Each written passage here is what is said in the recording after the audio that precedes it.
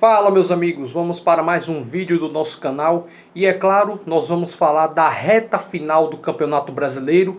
Ontem nós tivemos dois jogos importantíssimos, jogos que valem o título, valiam o título brasileiro entre Internacional e Flamengo. O Flamengo venceu de virada a equipe colorada por 2-1 e na Arena Itaquera o jogo não saiu de um empate sem gols entre Corinthians e Vasco, o resultado que sela praticamente o rebaixamento do Vasco da Gama. E eu vou falar um pouco de cada jogo antes da nossa chamada. Vamos lá!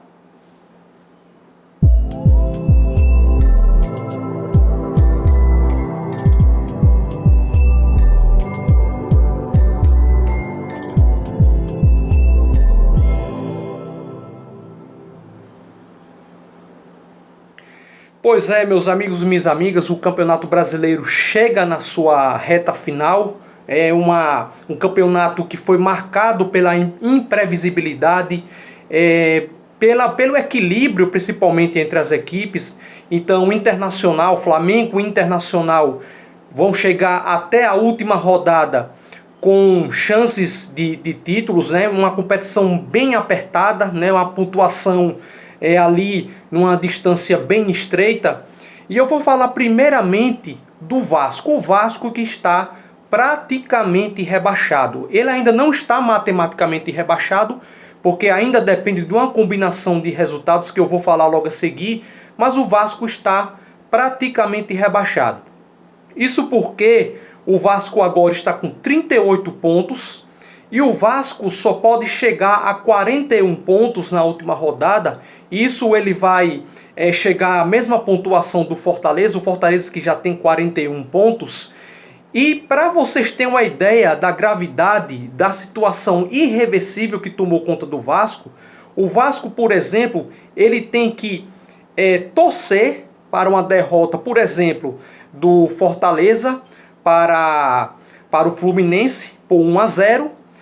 E o Vasco teria que vencer o Goiás pelo placar de 11-0. Ou seja, é uma situação irreversível e é uma situação que sela o rebaixamento do Vasco, que é o quarto rebaixamento do Vasco no século XXI, quarto rebaixamento aí no intervalo curto de 13 anos.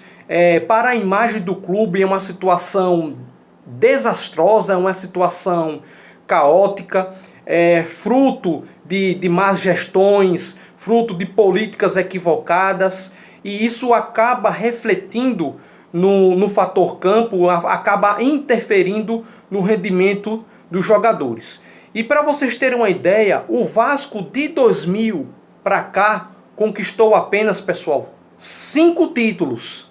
E desses 5 títulos o Vasco conquistou 3 campeonatos cariocas, uma Série B que foi conquistada no ano de 2009 e uma Copa do Brasil só.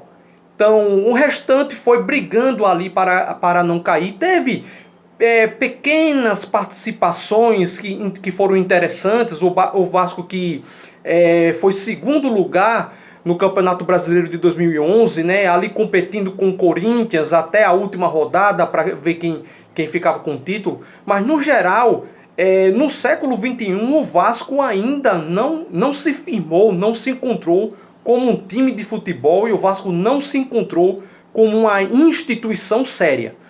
E aí, esse rebaixamento do Vasco marca alguns ineditismos, marca alguns fatos inéditos. É a primeira vez na história dos campeonatos brasileiros que o Rio de Janeiro terá apenas 2 representantes na Série A do Campeonato Brasileiro. Então isso nunca ocorreu.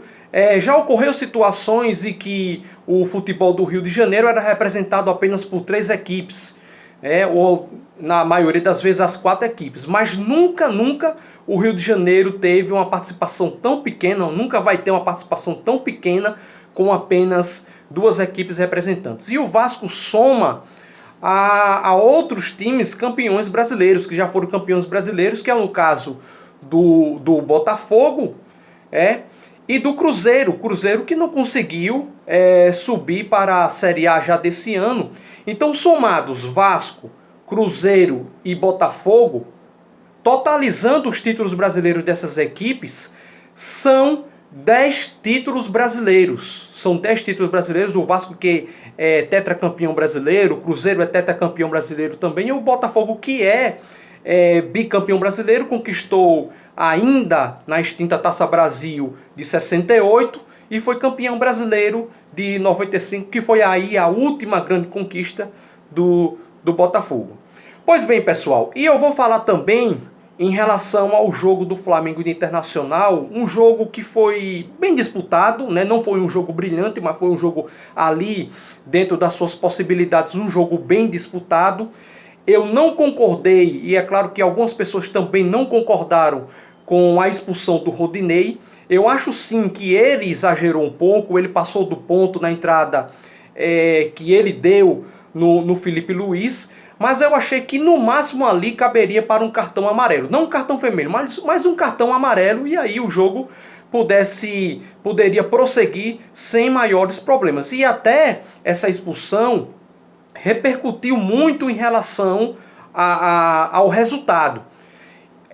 Até o empate do Flamengo, o jogo estava equilibrado. Eu daria também uma larga vantagem para o Internacional, que estava aqui, inclusive meteu uma bola na trave, tinha maior contorno aí de jogo. E o Internacional, eu tenho aí alguns pontos a falar sobre o Internacional, porque o Internacional não era para estar nessa situação. O Internacional teve tudo nessas últimas 2 rodadas para estar numa situação bem confortável. O Internacional perdeu jogos onde não deveria perder. O Internacional perdeu em pleno Beira-Rio por 2-1 para o Sport, e o Internacional perdeu agora para o Flamengo, podendo estar numa situação bem mais tranquila, podendo até mesmo estar comemorando nesse exato momento o título brasileiro. E tem uma situação que eu considero uma deficiência para o time do Internacional, que a maioria das jogadas do Internacional ela se constrói pelas laterais. É raríssimo você ver um jogador criando e produzindo no meio de campo. Então falta um homem de ligação, faltou aquele homem de ligação do Internacional neste Campeonato Brasileiro. Um time que é bastante conhecido pela produtividade nas laterais, mas que deixou bastante a desejar em relação ao homem do meio de campo, né? Ali no centro do campo. Certo, pessoal? Então foi essa a minha contribuição. Espero que vocês tenham gostado. Deixa um like aí abaixo e um abraço, até a próxima. Valeu!